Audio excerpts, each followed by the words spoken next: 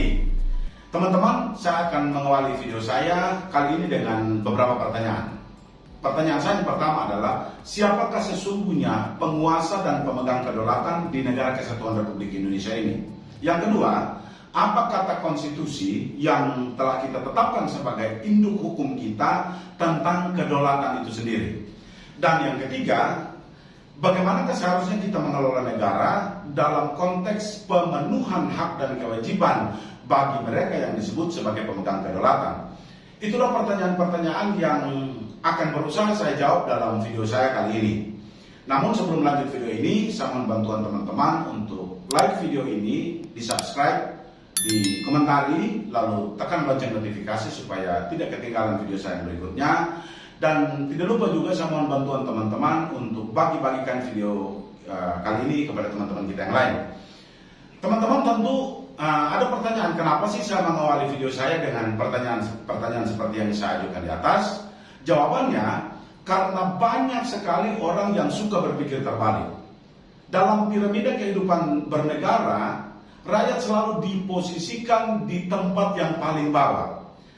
Terkadang rakyat hanya menjadi sekedar objekan politik pada tahun-tahun politik seperti tahun 2024 nanti.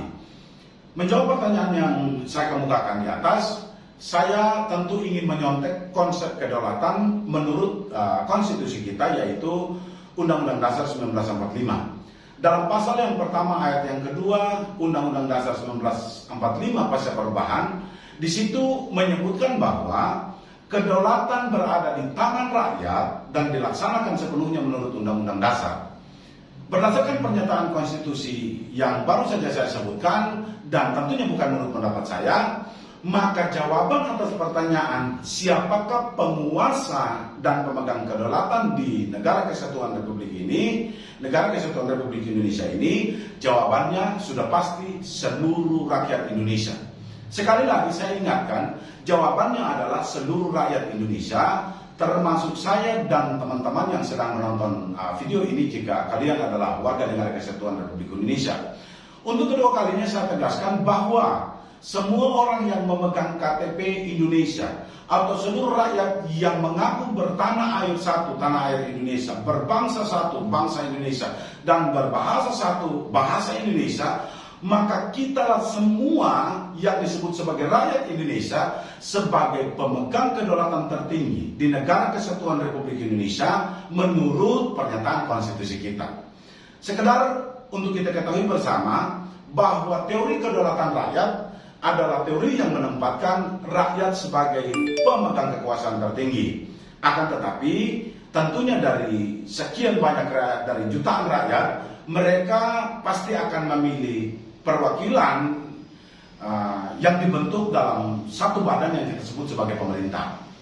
Masih menurut teori kedaulatan rakyat, keberadaan pemerintah adalah kehendak rakyat yang juga harus menjalankan tugas-tugas sesuai aspirasi rakyat, patuh kepada undang-undang, dan untuk melayani dan membela hak rakyat Indonesia. Berbeda dengan pengertian teori kedaulatan negara, di mana kepentingan yang paling tinggi adalah untuk negara, dan tentunya dalam teori ini harus yang dijadikan prioritas untuk didahulukan di atas kepentingan pribadi, tentunya adalah kepentingan negara. Teori kedaulatan negara memungkinkan negara melakukan apa saja terhadap rakyatnya agar tujuan negaranya tercapai. Namun kalau kita belajar dari konstitusi, rumusan kedaulatan rakyat dapat saya gambarkan. Pertama, negara yang menempatkan kekuasaan tertinggi berada di tangan rakyat. Ini berarti semua kegiatan pemerintahan berdasarkan peraturan perundang-undang yang berlaku dan undang-undang dipandang sebagai penjelmaan dari kehendak rakyat itu sendiri. Yang kedua, sebuah ungkapan yang mengatakan bahwa pemerintahan itu berasal dari rakyat, oleh rakyat, dan untuk rakyat, atau dalam istilah yang lebih keren, from the people, of the people, and for the people. Ini berarti bahwa rakyatlah sang penguasanya, rakyatlah sang pemegang kedaulatan, rakyatlah yang memilih dan menentukan pemerintahan. Dan ujung-ujungnya, rakyatlah yang wajib dilayani dalam proses kehidupan berbangsa dan bernegara. Kepentingan rakyatlah yang wajib diutamakan dan bukan kepentingan penguasa. Kebutuhan rakyatlah yang wajib dikerjakan dan bukan ambisi pribadi seorang pemimpin. Yang ketiga, kedaulatan rakyat ini menjadi dasar pemikiran bagi Bapak, Ibu, para pendiri bangsa ini, dan bahwa demokrasi Indonesia mutlak berbeda dengan demokrasi yang terjadi di negara-negara barat. Kenapa demikian? Karena demokrasi Indonesia berdasarkan pada demokrasi permusyawaratan yang mendatangkan kesejahteraan sosial bagi seluruh rakyat Indonesia, dan rakyat mempunyai hak untuk menentukan nasibnya sendiri dalam arti seluas-luasnya, terutama dalam menyusun pemerintahan sendiri, mengatur ekonominya sendiri untuk mensejahterakan rakyat itu sendiri. Yang keempat, demokrasi sebenarnya merupakan suatu gagasan atau ide dalam pelaksanaan kegiatan pemerintahan pada suatu negara.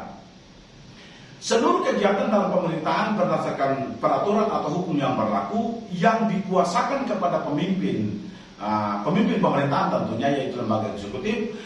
Tentunya itu harus berasal dari rakyat, dan semua peraturan dibuat oleh rakyat melalui wakil-wakilnya dalam lembaga legislatif, dan ada perlindungan terhadap hak-hak rakyat, baik hak-hak kebebasan sipil maupun hak-hak politiknya. Dalam pandangan beberapa ahli seperti John Locke, Montesquieu, dan J.J. Rousseau, mereka berpendapat dan merumuskan bahwa teori kedaulatan rakyat menyatakan bahwa kekuasaan tertinggi dalam suatu negara berada di tangan rakyat, dan setidaknya negara kesatuan Republik Indonesia menganut faham seperti yang disepakati oleh para ahli yang saya sebutkan di atas.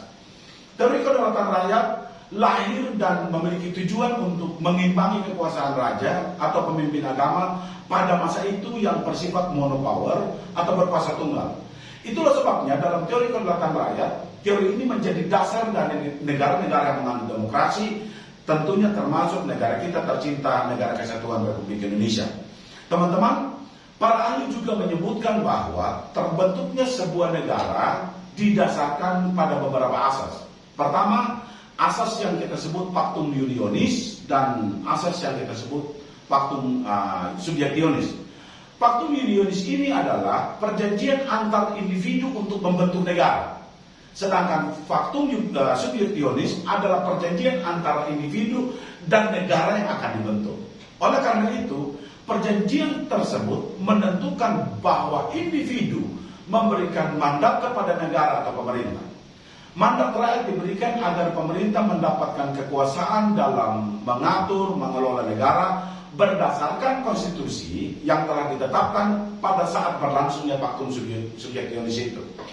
Jadi harus dipahami dengan sebaik-baiknya bahwa ukuran dalam mewujudkan kedaulatan rakyat, ukuran dalam menyelenggarakan pemerintahan, dan ukuran dalam mengelola negara bukan lagi mau-maunya penguasa, juga bukan atas kehendak segelintir manusia yang kita beri kuasa untuk memerintah atas nama rakyat dan negara. Selain itu juga bukan juga berdasarkan kehendak dari sekelompok orang yang merasa memiliki jabatan, lalu mereka bertindak sesuka-suka mereka dengan gaya yang mungkin ugal-ugalan dan sok berkuasa itu. Ukuran satu-satunya dalam mewujudkan kedaulatan rakyat adalah Undang-Undang Dasar 1945. Ingat, tidak boleh ada ukuran lain yang dipakai dalam kita membangun negara, dalam kita melayani masyarakat, dalam mewujudkan keadilan untuk semua, selain ukuran yang kita sebut Undang-Undang Dasar 1945. Sebagai konstitusi negara, maka Undang-Undang Dasar ini merupakan kontrak sosial dalam penyelenggaraan bernegara, dan sebagai kesepakatan bersama antara rakyat sebagai pemegang kedaulatan dengan pemerintah sebagai penerima mandat rakyat atau pelaksana dalam mewujudkan kedaulatan rakyat. Pelaksanaan kedaulatan rakyat tidak lagi tersentral pada sebuah lembaga negara yang memiliki supremasi yang luar biasa seperti MPR misalnya pada masa sebelum reformasi. Akan tetapi terbagi dalam berbagai institusi dan atau aturan-aturan konstitusi yang terdapat dan ditentukan di dalam Undang-Undang Dasar 1945. Dengan demikian dapat kita pahami bahwa pasca amandemen, kedaulatan rakyat selain dilaksanakan oleh MPR juga dilaksanakan oleh Presiden, dilaksanakan oleh DPR RI, dilaksanakan oleh DPD, dilaksanakan oleh Mahkamah Konstitusi, Mahkamah Agung, Badan Pemeriksa Keuangan, dan lain-lainnya. Meskipun hal itu terkadang tentunya menjadi bias sehingga kedaulatan tidak lagi berada di tangan rakyat, akan tetapi berpindah ke institusi-institusi rejim yang sangat memungkinkan mereka bisa merampas, merampok, dan bahkan mengambil paksa kedaulatan dari rakyat. Oleh karena itulah, kita sebagai rakyat Indonesia, sebagai penguasa dan pemegang kedaulatan tertinggi, harus jeli memberikan pengawasan terhadap pengelolaan negara oleh institusi-institusi negara yang menerima mandat dari kita. Tujuannya di sini adalah agar mereka bisa bekerja secara konstitusional untuk mewujudkan kedaulatan rakyat itu sendiri. Untuk memberikan pemahaman yang lebih komprehensif tentang kedaulatan rakyat, maka ada baiknya saya perlu sampaikan pengertian berdasarkan etimologi dari kata kedaulatan itu sendiri. Teman-teman, kata kedaulatan itu berasal dari bahasa Sanskerta, yaitu kata daulat yang berarti kuasa, sehingga kedaulatan itu juga bisa berarti kekuasaan.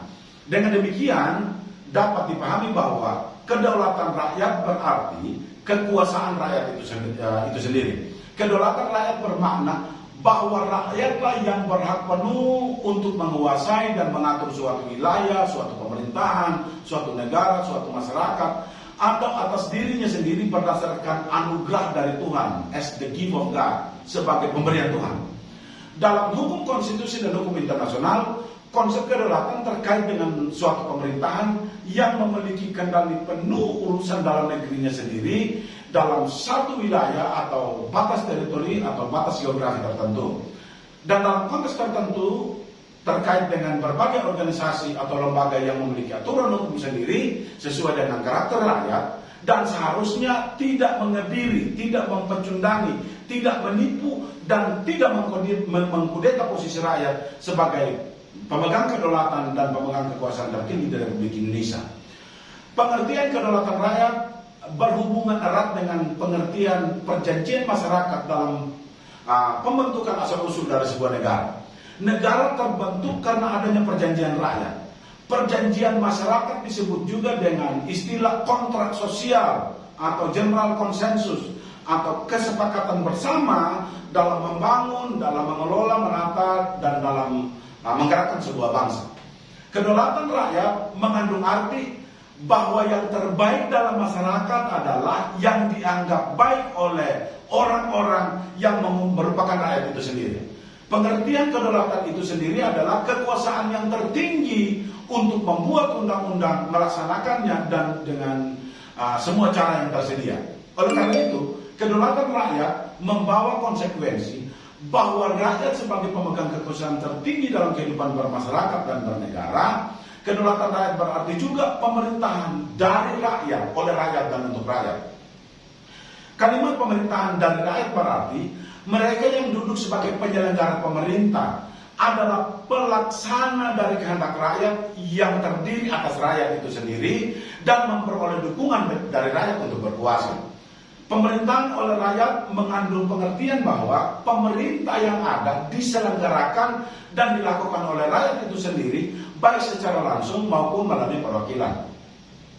Sedangkan kalimat yang kita sebut pemerintahan untuk rakyat jelas mengandung pengertian bahwa segala upaya dan hasil pengelolaan negara hanya diperuntukkan bagi kepentingan rakyat sebagai pemilik kedaulatan.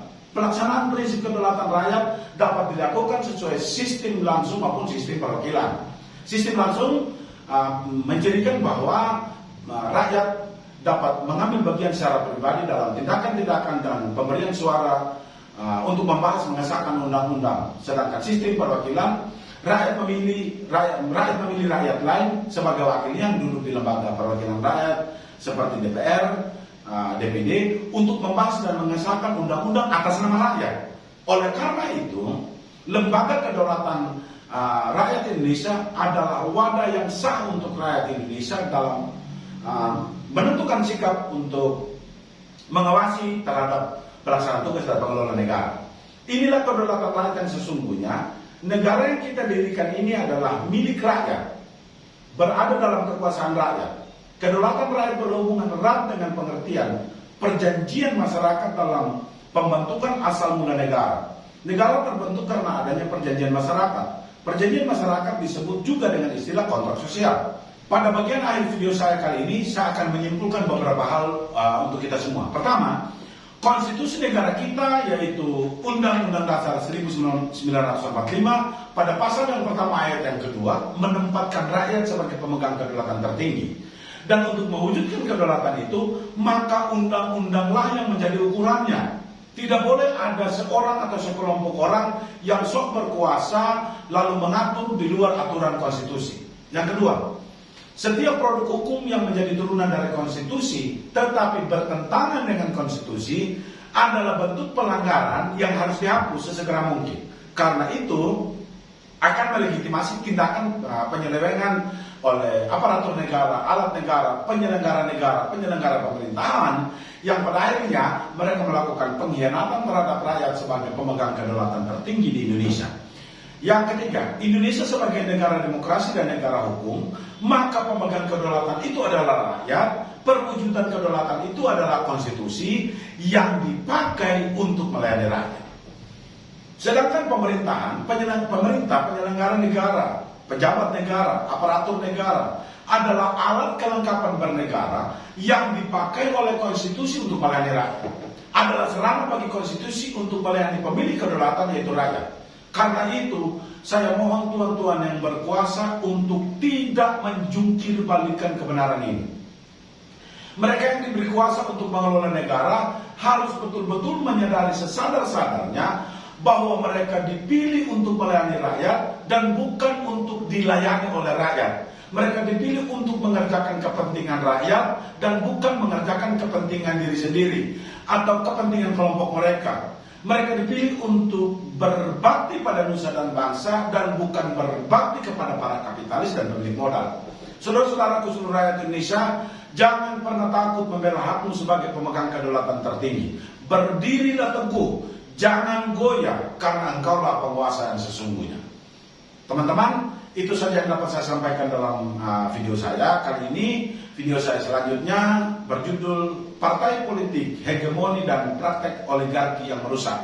Akhir kata sekali lagi saya mohon bantuan teman-teman untuk like video ini, subscribe, komentari, tekan lonceng notifikasi supaya tidak ketinggalan video berikutnya, dan bagi-bagikan kepada teman-teman kita yang lain. Salam NKRI.